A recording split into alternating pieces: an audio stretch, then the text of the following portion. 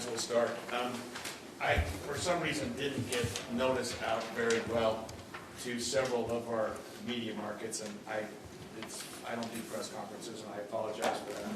So I've been stalling a little bit, but there's no reason to do that any longer. My name is Skordas, and I am Arturo's attorney. This is Arturo Gamboa. This is associate in my office named Jim Tiley, T-I-L-Y. And I know none of you came here today to see me, so I'll keep my remarks short. And I want to say something in prefatory with respect to the Utah State Bar Office. We contacted them so that we could use their facility, and they were kind enough to let us use it. But this is in no way a bar activity or endorsed by the bar, or I'm supposed to give a disclaimer. So that was a disclaimer. We use their building because it's convenient and it works out well, and it's bigger than my conference room in my law office. I also want to say something else, because a lot of you that I see and recognize in the room here today have been asking me, knowing that I was Arturo's attorney, if you could talk to him or if you could interview him. And I appreciate your patience, but I'm a criminal defense lawyer. That's what I do for the most part. And the old saying, anything you say can and will be used against you, is an understatement. And with that backdrop, I didn't see any reason for Arturo to give a statement, even to you all, who I trust, all of you, until the investigation was done by the DA's office. And so I hope you will forgive me, but I couldn't let Arturo speak until the investigation was over at the DA's office. And it was a painfully long investigation, but it came to a good conclusion. And I applaud the DA's office for their investigation and for their hard work, and for the fact that they got to a point where, admittedly, I thought they should have gotten to 4 months ago. I got involved in this case shortly after the event occurred and went and saw Arturo in the Salt Lake County Jail. It was probably, I don't know, he'd been in for a couple of days. And what was troubling about that for me personally, just as an attorney practicing law for 43 years, is when Arturo came out to visit with me, I saw something I'd never seen before, period. And that was a man who was cuffed with his hand. And he's in jail. He's not going anywhere. He's cuffed with his hands. His legs are cuffed. His hands are cuffed to his waist. And he's got a leash. He's wearing a leash. And I thought, he's in jail. I don't get it. And at the same time, he's got a bullet hole going through him. And we talked, and he's just such a sincere man. He's such a wonderful man. And it's the first and only time he's ever been in jail. And it's the last time he's ever going to be in jail. I mean, he's a good kid. He's a good man. He's not somebody that's out committing crime. And I wrote this thing that I gave you all because you don't want me to get on my soapbox, and so I'll just leave it at that, because this case troubled me from the start on so many levels that I felt like I had to put something together. I wanted to explain some of what I've got behind me, and then I'll turn the time over to Arturo. When I saw Arturo in the jail, he showed me this bullet hole, and this is an innie and this is an outie. This is an entry wound and exit wound from a bullet, from a 9mm handgun. And if you look, this is Arturo's back and side. There's an angle. And the reason for that angle, and I'm not a forensic expert, but I've done this for a few years, is because Arturo's bent down when he's shot. He's running for his life when he's shot. He's not standing up like I am right now. And that's the angle that you would expect from someone shooting someone who's running away. That angle of shot. It's not a flesh wound. It's not a flesh wound. It's a penetrating wound. And this is a little better shot of it, and another one. And another thing I wanted to show you was Arturo was actually shot twice. This is one shot, obviously. He was also shot. The DA described that his gun was shot. Well, he was holding the gun, and it busted up his finger.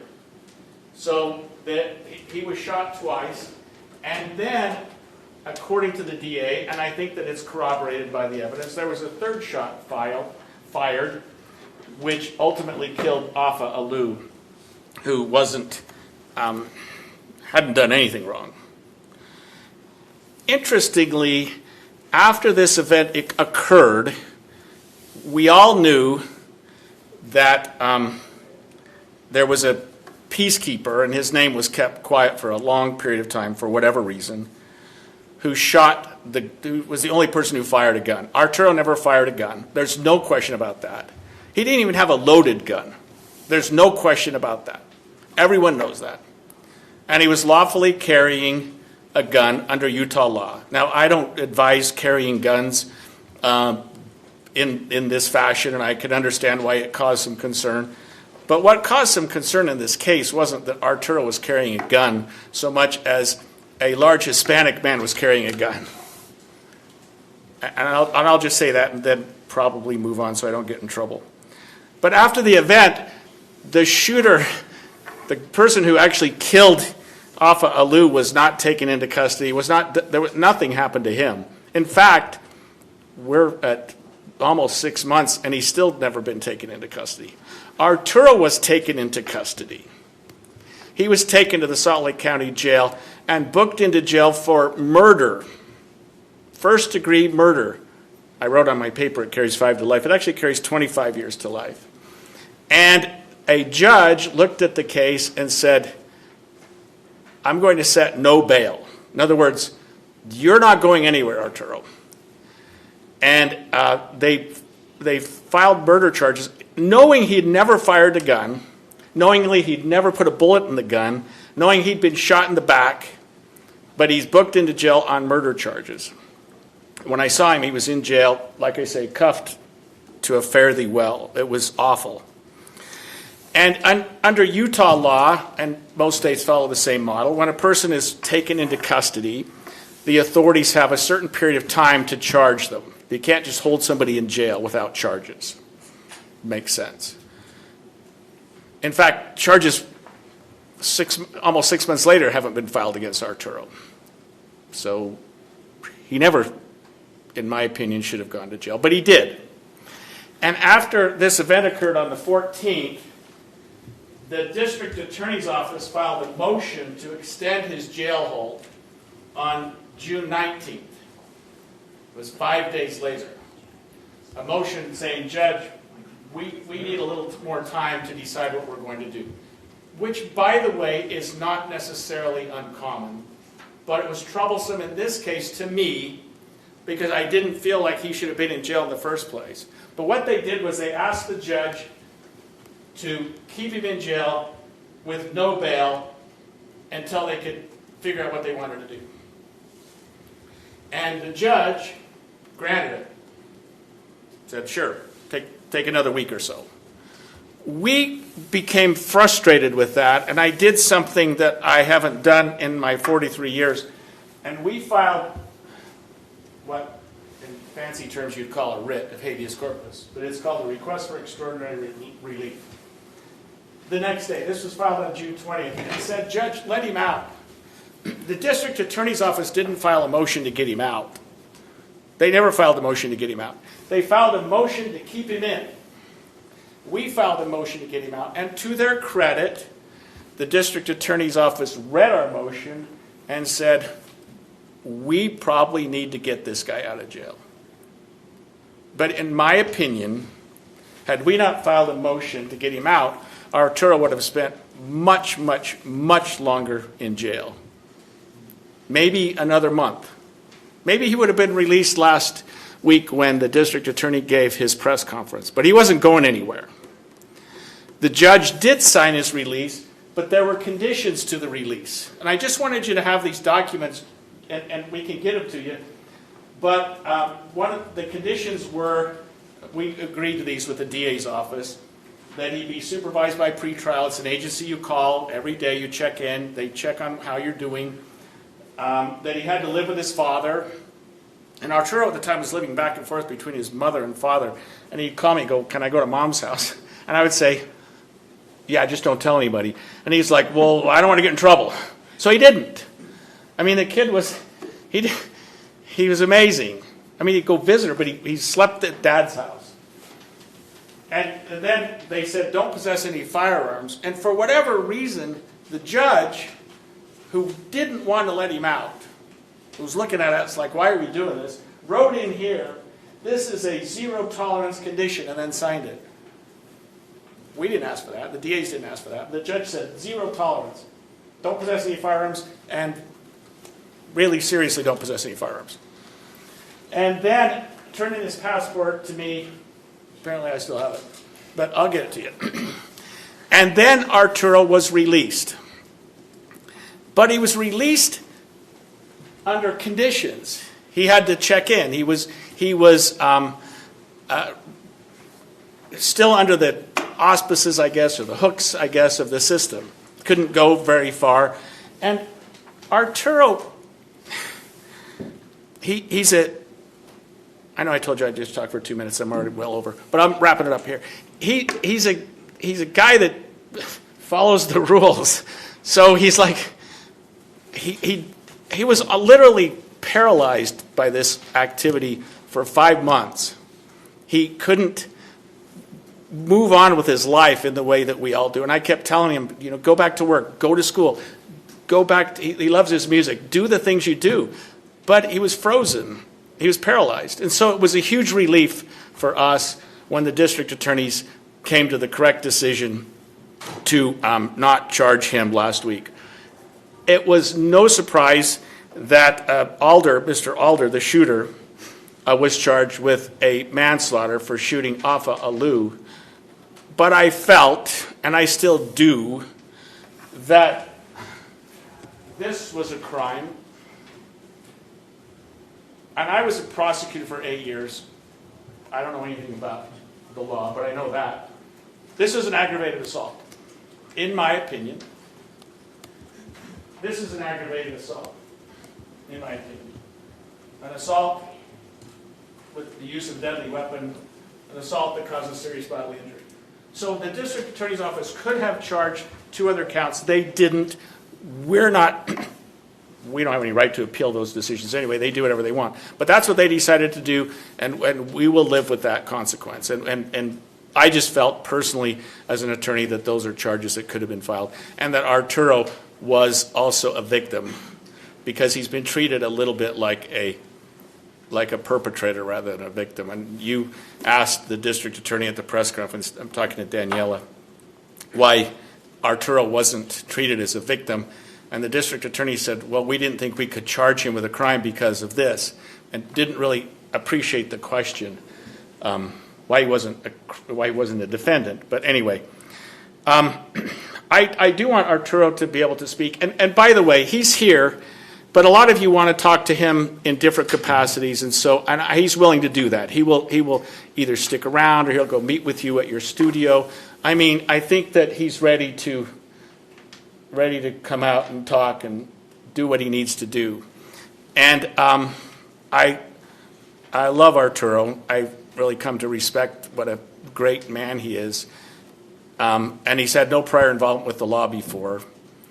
I would just say that sometimes we, including me, could look at a person and judge them differently because of things that we see and act in ways that we probably wouldn't otherwise.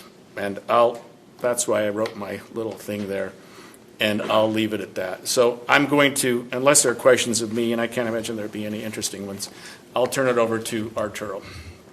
Thank you. You're up, boss.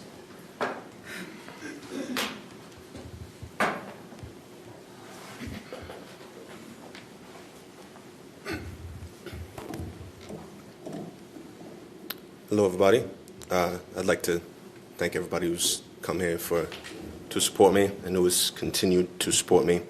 Everybody who has given their time, their energy, everything that is within their capacity to try and bring justice for me, who has tried to dispel the false narrative of what has been tried to be placed upon me as a person, as far as my intentions.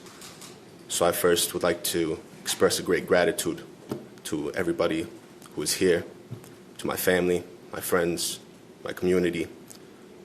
I would also like to give very deep condolences to the family of Mr. Alu. I pray for their healing. I pray that God replaces their grief and their pain with remembrance, because Afa will be missed, and I believe that things will never be the same without him. I believe that he should still be here today. But I am not used to giving speeches in this sort of environment. The conditions under which I normally speak are quite different. Tend to be the same conditions that of community organizing, protesting, and the like. So I'm going to do my absolute best in this circumstance. I'd like to answer some of your questions if you have any. I'm sure there are quite a few. And yeah. Can you explain in your own words what you were doing that day? Why put together that gun and bring it with you to the protest? Can you clear the air, explain in your own words what was going on? Yes, sir. That day, as I had participated in countless other events without any incident, the only thing that I was doing was engaging in my First and Second Amendment rights under the United States Constitution, under the constitutional carry laws of the Utah State. I believe that it is the right of every person, without restriction, to utilize their constitutional rights. And the Second Amendment right is not a right that is restricted to any particular political ideology, any particular viewpoint, any particular race, ethnicity, creed, gender. So it's exactly what I was doing. Peacefully protesting, utilizing my First and Second Amendment rights under the Constitution. In light of what happened, would you do it again if there's another march? He asked if he would do it again. I believe that the conditions would need to be correct in order for that to be a possibility. I think that under those circumstances there, that an organization that is not of the people, that is not in true connection to the community, that puts the safety of the community at risk by refusing to collaborate with other organizations for necessary training, de-escalation, and the like, I believe that it would be, under the right circumstances, I could see it being a possibility. But in regards to that specific organization. So do you believe that that organization should have had the armed peacekeepers there? Well, the national chapter themselves would say that they shouldn't have had them there. That's the main reason why they made the split.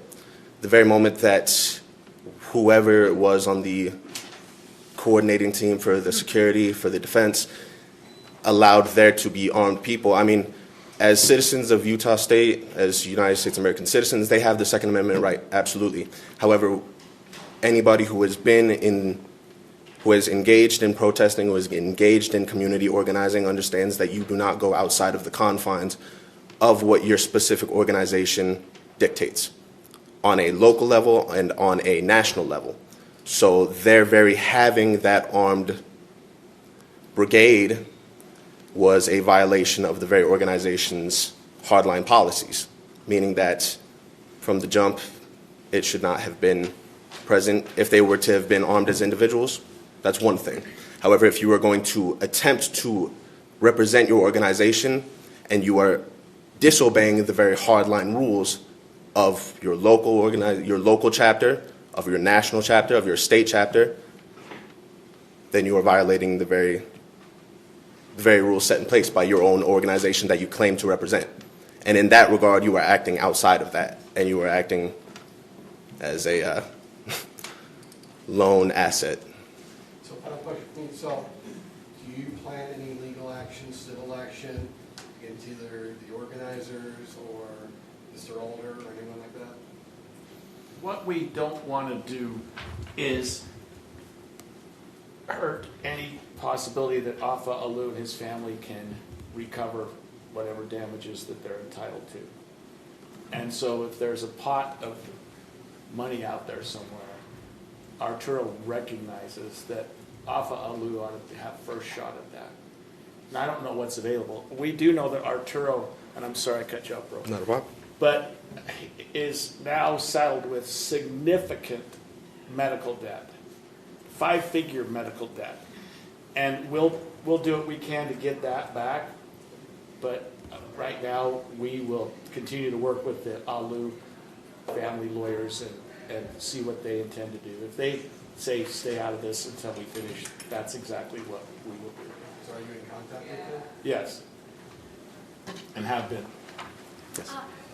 Your attorney has kind of inferred that there was bias present in the way you were treated by police immediately after this.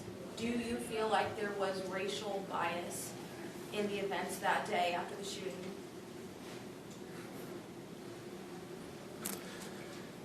Well, the unfortunate reality, whether people would like to admit it or not, is that the history of this nation is rooted in that very bias.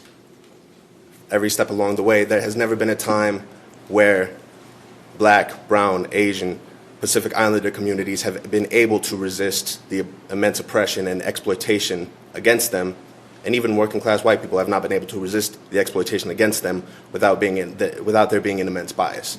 I have no doubt in my mind that that played a factor, because that has always played a factor, again, whether people would like to admit it or not.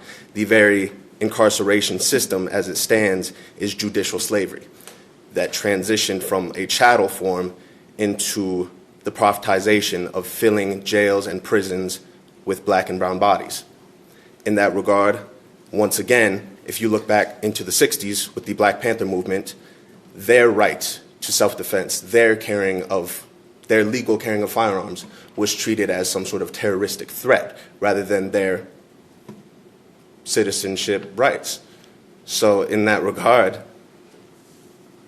there's a very large hypocrisy that I think that people either are aware of and would not like to admit, or are completely unaware of and need to be made aware. And that's partially what I do in the work that I do. How do you feel about the way the system treated you versus the way it's currently treating Mr. Alder, and the fact that you've spent time in jail, he hasn't? Well, I think that anybody who is aware of the circumstances of this case can see exactly for themselves. I don't need to speculate or come up with some idea of it. You can see it plainly in your face. The very day I was treated as the perpetrator of the potential mass casualty event, that my intentions were to, quote, mag dump into the crowd, that I was there with the intention to harm others. And then that very day, I mean, from the moment that everything happened, I was treated as a psychopathic villain. I was handcuffed. The very moment that I was put into handcuffs, I was not out of handcuffs until I was in the jail and occasionally getting the medical triage, and then even then. The most time that I spent unhandcuffed outside of chains was within the confines of a maximum security cell. So in that regard, even in the days following, every step along the way, the entire thing has been that the understanding that I did not shoot anybody, I did not fire a single shot, I did not have any ammunition in the rifle. However, the blame was placed squarely on my shoulders. The news organizations, the media, created a false narrative and created something so that they could make their own profit, so that they could make their speculatory gestures, so that they could get their headlines off of my name, my face, even in the few futile attempts of trying to defend me. They would still even use verbiage that is deeply biased, and that still painted me out to be the perpetrator of something, or that I had the intention of being the perpetrator of something. We all know who the person that killed Offa was that day. Plain and simply. We all know the only person who drew their firearm, aimed it, and fired it into a crowd of people, who recklessly discharged their firearm, who had the intention of murdering me, and who did murder Mr. Alu. Do you feel like he should be charged for shooting you?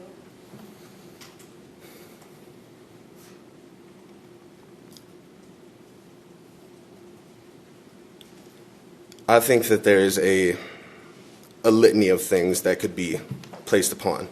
For all of the blame that was put upon me, for all of the gymnastics, all of the mental gymnastics that people tried to play, reasonably, if we were to go in the area of event, you could say brandishing of a firearm, reckless endangerment of the public, assault with a deadly weapon, attempted murder, and manslaughter. However, I understand that because in many areas of this case, a lot of people have been trying to save face and have been trying to ping-pong responsibility and make themselves look good, have been trying to obfuscate themselves of any sort of accountability and responsibility within these circumstances, that the likelihood of it, whether I would like anything or not, the reality of the situation is that you will see those biases once again in the leniency that is shown to the perpetrator rather than what was shown to me. Do you think the Salt Lake City Police Department owes you an apology for reputational harm? I think there are a lot of people that owe me an apology, that owe my family an apology, that owe the community an apology. I think there are a lot of things, and even further than an apology, I think the ultimate thing that many in the organizing space really want is not the platitudes, is not the comfortability of things. What we want and what we consistently demand is change. I do not think that, I don't truly see any, it doesn't do anything. It doesn't move me in any way for a simple, something that still makes them look good, something that still makes other people who were perpetrators in this circumstance, who falsified a narrative, who slandered my name, who slandered my family. I don't see, it would be nice. And I think that there are a lot of people who would do right by themselves for their own conscience, for their own humanity, for their own morality, to do the right thing and to apologize, because there are still people, even on a mass scale level, on a national level, on an international level, who are still trying to run with a false narrative that obfuscates the responsibility from the true perpetrator of the circumstance. Would it be nice? Yeah. But once again, I understand that were I to receive that it would be very hollow, because at the end of the day, there have been many people like me, and I believe that so long as there remains to not be a consistent and material change within these structures, within these systems that govern our lives, I believe that there will be far more of me. That's the unfortunate reality of the carceral system within the United States, is that many times people look to the visual aspect, something that is aesthetically pleasing, something that makes them feel good at the end of the day.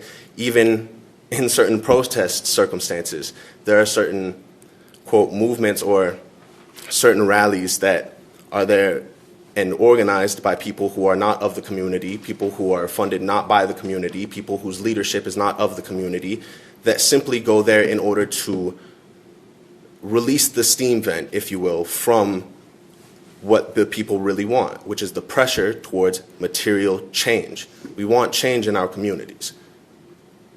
We don't want something that only makes those in power who are still exploiting the community, who are still exploiting people, who are still oppressing people.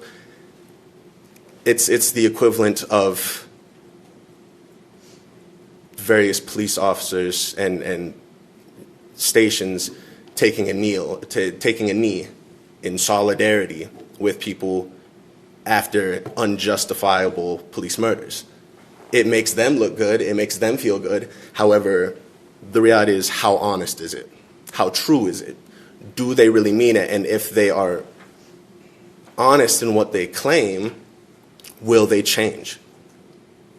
What I would like to see is true change. I think what a lot of people would like to see within these systems, within these structures of society, is change. That's what we were all there to initially demand in the first place, was change.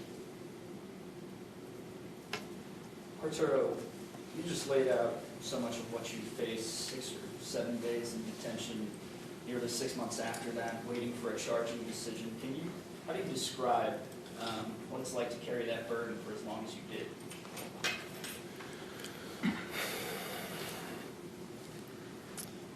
I believe that in many ways it is indescribable. I think that the reality of the circumstances is that the only other people who could possibly begin to understand what it feels like are other revolutionaries and other people who have fought for community organization who have been put into that same regard. For example, the former A-Trap Brown, Imam Jamil Al-Amin, recently died within the concrete plantation of a prison cell for a crime that he didn't commit.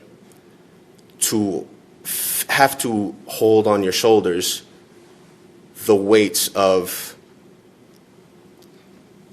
false narrative of the psychopathic shooter who had intentions of mag dumping into a crowd, who had intentions of doing something, who was the reason behind the circumstance. Oh, he was dressed in all black. He had foul intentions, things like that. When you know the reality of the circumstance, when you are blamed with the loss of life, the loss of soul of a human being, and you know in your mind that you didn't do it. However, every step along the way, wherever you are, it doesn't matter what you say. It doesn't matter if you can look into the eyes of somebody who sees killers, who sees robbers and things every single day in and out of those cells, and you look them in the eye and say, do you see that in me? Doesn't matter, because they're doing their job.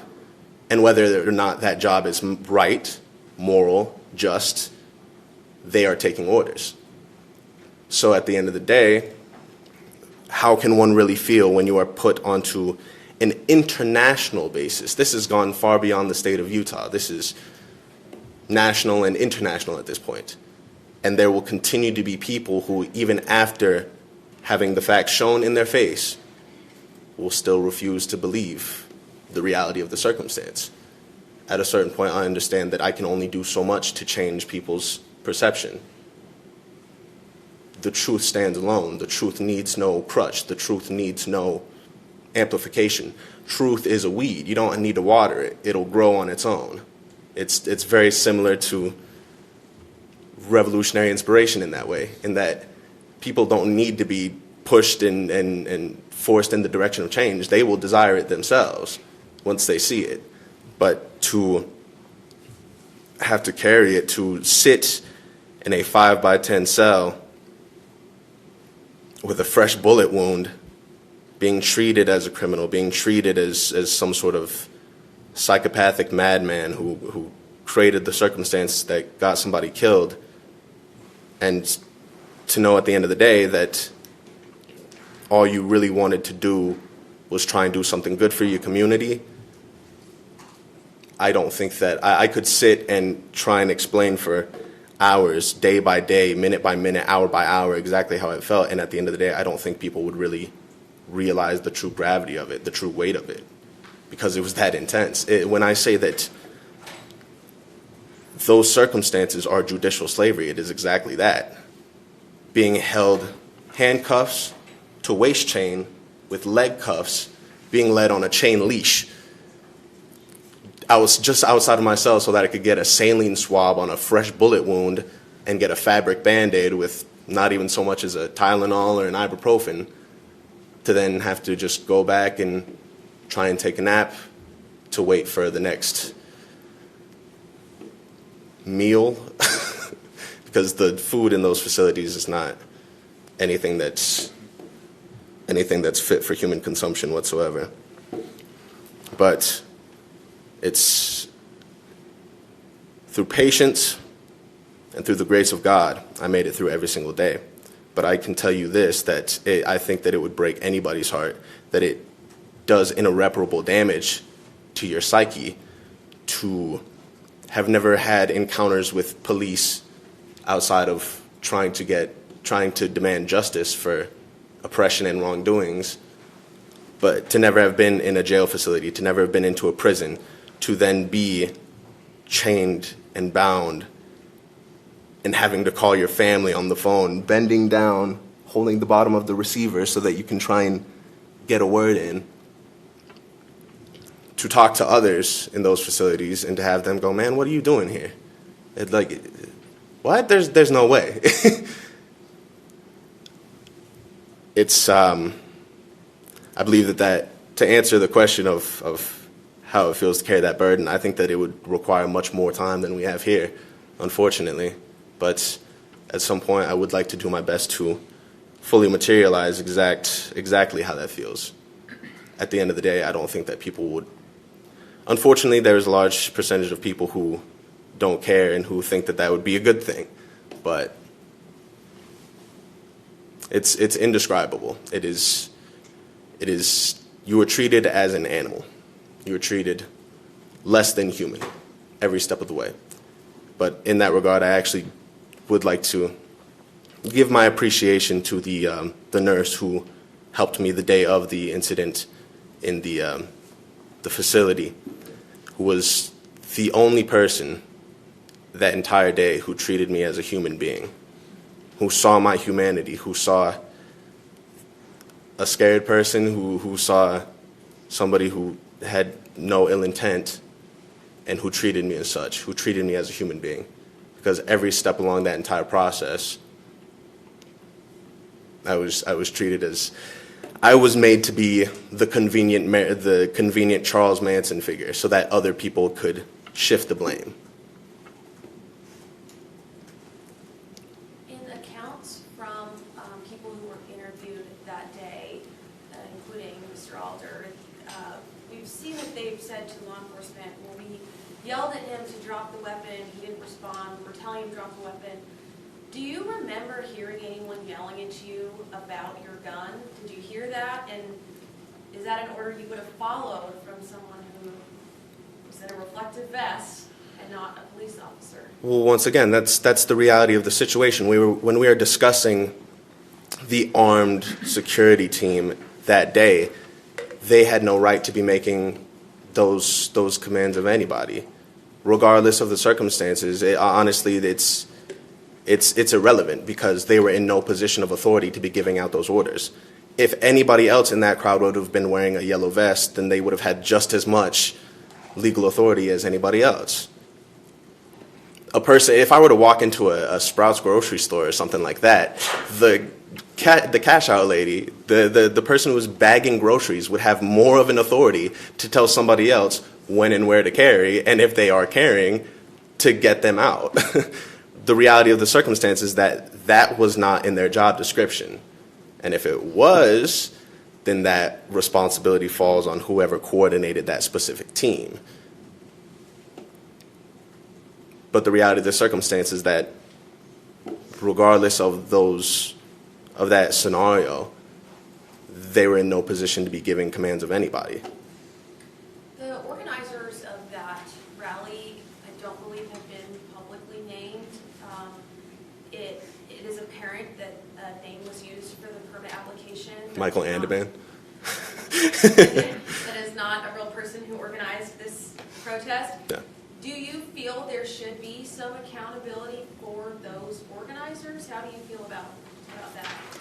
Well, yes. I mean, in many areas, specifically, I mean, in regards to my political ideology and the political ideology of many of the people that I work with, one of the big things is criticism and self-criticism, as far as you are very deeply encouraged to understand your faults, to try and take accountability when you have done wrong, to answer for the things that you have fallen short in. And that is not always we try and push past and see outside of simply a carceral punishment system. However, at the end of the day, that in and of itself tells you that that organization is not of the community, is not of the people. It is not run and put together by the people, or else you would have seen a true accountability. Had it been any other organization that I've priorly been involved with or worked with, that day, things would have been made right. However, even now, today, People are still trying to run, hide, shift the blame, ping pong responsibility. There are people that are jumping ship and creating new organizations under different names that are trying to hide themselves within the community, who put the people into such a dangerous position, who made such poor decisions, who refused collaboration with organizations that did have that vital knowledge, such as the Utah Socialist Rifle Association, that on their own website admitted that they that they offered their help, they offered training. Various organizations did, but whoever was in charge refused. In that, I would say that it is very dangerous for the community and to be wary of anybody who was involved, who is now trying to duck under the covers and then put themselves into a different situation and distance themselves, being like, oh, no, I don't know, I wasn't me, look over that. I believe that's very dangerous for the community. So as far as should the organizers be held responsible, I mean, whoever decided to go against the national chapter's hardline policy of no handguns, of no firearms, their person who was acting under whoever the security defenses coordinator was obviously didn't get the memo, or they did get the memo and they chose to go against it. Either way, I mean, the responsibility does lie in some capacity with the organizers, with the group. I don't think that that can be denied. I know you were asked if you would carry a gun to a protest again in the future, but I'm curious just about protesting in general. It seems like demonstrating is a big part of who you are. Do Absolutely. you plan to continue that? Once again, I think that it would be very circumstantial. I do not see any benefit in what is pretty much in any demonstration or protest that could be classified as a glorified parade. If the object of the protest is simply for the mild or moderate to go out there in their cute little uniform and to hold up a witty sign, and then at the end of the day just crawl back into comfortability and privilege, I don't see that as being fruitful in making a real material change to the people, in making a real material change to the community. I would like to obviously do whatever is in my capacity to branch out and do mutual aid organizing, distributing food, distributing clothing, doing whatever it is in my capacity. As you know, at the end of the day, my goal with my life is to be able to do whatever is in my capacity with the gifts that God has given me and continues to give me and grant me each and every single day to make a positive change within this world. At the end of the day, I understand that I will have to be accountable for everything that I've done. And I think that there are a lot of people who, and it's not for me to judge, but I think that many of us fall short in that regard. Many people claim to have a certain faith and a certain belief, but at the end of the day, are we feeding the hungry? Are we giving clean water to drink? Are we protecting the earth? Are we cleaning the waterways? Are we trying to keep the air clean? Are we watching over the wildlife? Our duty, my belief is that our duty as human beings, as humanity, is to be stewards of the earth, to maintain a good relationship with all of the creatures of the earth, and to look after our brotherhood of humanity. And in that regard, we must put ourselves on the line in saying that because you are my brother, I will fight to the very bitter end if it means that I will protect you, if it means that I can better your situation. One of the main things that is across all faiths and beliefs is that you should fight for the oppressed, to end exploitation wherever it stands, to do good, to make a positive change. So whatever can be done in my capacity to do so, I fully intend on doing. All right, you talked about wanting change. Are there specific changes that you'd like to see within Salt Lake City or Utah after everything experience? Well, I think that's another thing that would be how much time do you got? But no, the reality of the circumstance is that this brings up a good point as far as when I was in the facility, and my big kudos and my appreciation goes out to the brother within who was fighting to get better conditions, who's fighting to get better food, who was doing the paperwork and doing the long-standing work to try and better the conditions within the jail facility. However, I even talked to my cellmate that at the end of the day, the reality is that on a grand scale level, we have a lot of things that we need to fix. First of all, one of the largest things in regards to the carceral system in general is that we need to end slavery. The reality is that slavery is still legal under the United States Constitution, under the 13th Amendment, and that slavery is legal as punishment of crime. We have not abolished slavery. I believe that once we do that, then we can address the root causes of crime, that we can address the root causes of incidents, and that we can actually make a material change. However, the reality of that also is that a lot more people would be making a lot less money. Change for the people and good things for the community. What's good for the goose is good for the gander, but it's not good for the businessman. It's not good for the CEO. It's not good for the profiteer. So I see a lot of changes that could be made. I see a lot of trash on the street that could be picked up. I see a lot of gas stations and coffee shops that are filled with a lot of officers who are not doing much of anything. I see a lot of people sitting homeless on the street when we have more than enough resources in order to actually give material aid to people. We could make a significant change within our communities. However, once again, that means that a lot more people would be making a lot less money. And it would make sure that it strikes another thing off so that they don't have something to dangle above the people's heads for the next election cycle. If we actually made changes, I think that a lot of people would lose a lot of their leverage in that regard. Because as long as you have something to run on, if you have a platform and you never actually change anything, then you can use that as a threat towards the working class people in order to say, well, you should vote for me because, oh, look at that other guy. Meanwhile, neither of them have an intention of change. Neither of them have the best intentions of the working class people in general. Neither of them, both of them are adherent to the singular party. I believe that both the Republican Party and the Democratic Party represent the interest of one party, and that is money making, quite frankly.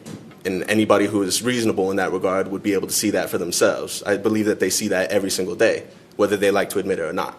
So yes, there's a lot of things that need to be changed. I believe that there's a lot of processes, especially in regards to the police and qualified immunity.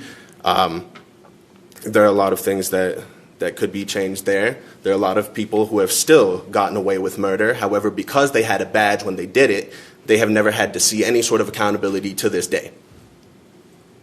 So there are a lot of things to change, and if you have the time, we can run down the list. However, there's only so much time here.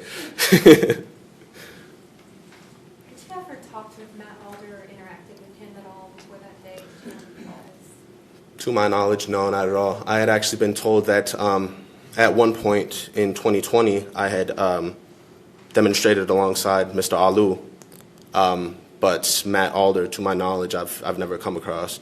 There was one circumstance a while ago where, had to go to the hospital and visit a family member, and passing by, I thought I saw a person that looked like them, but in like a material meeting, no. We've never had a discussion, never. To my knowledge, no. I mean, it's small lake city, so I've had various people that I know that have said, oh yeah, he was here, I knew this guy from here, he was a regular here, but him and I have never had any contact outside of that day.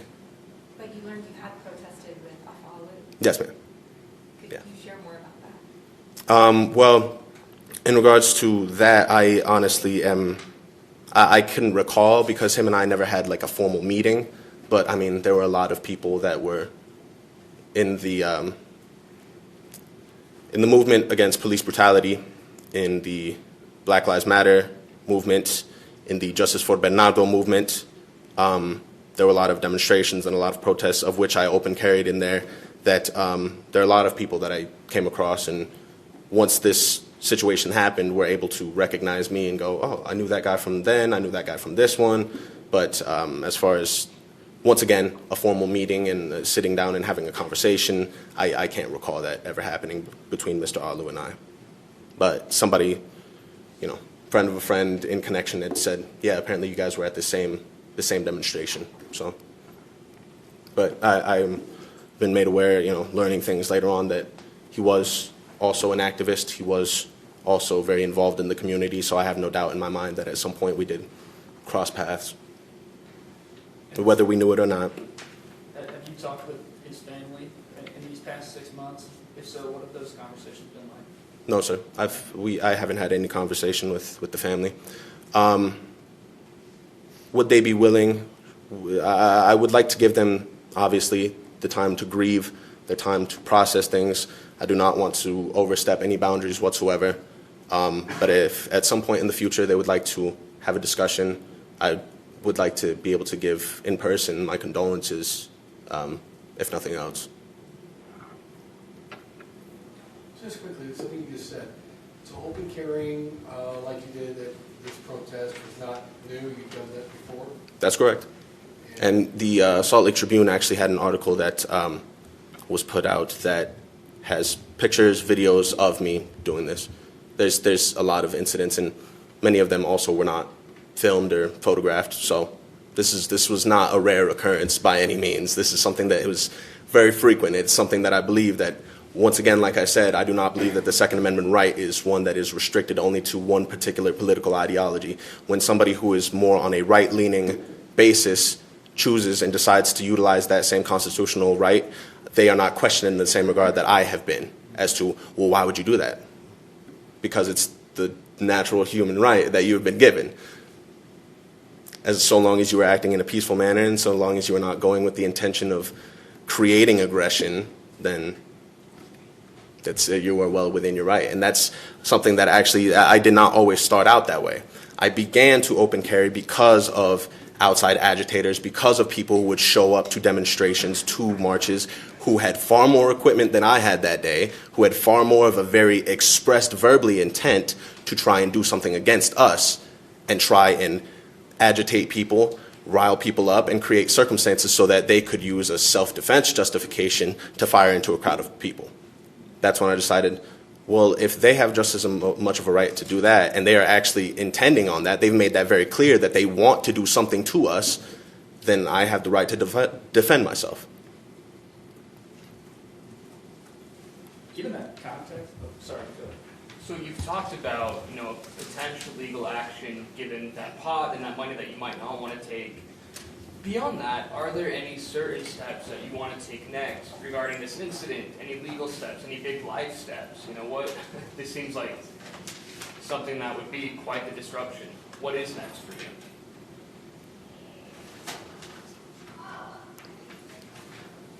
To do whatever I can, to do whatever is in my capacity to make a good, positive change within my community, to help people.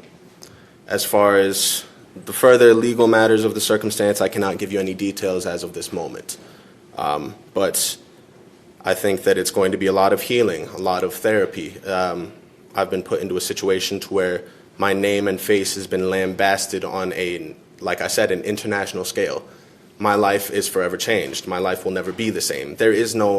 I can try and do my absolute best attempt at some sense of normalcy, but the reality of the matter is that has been stripped from me.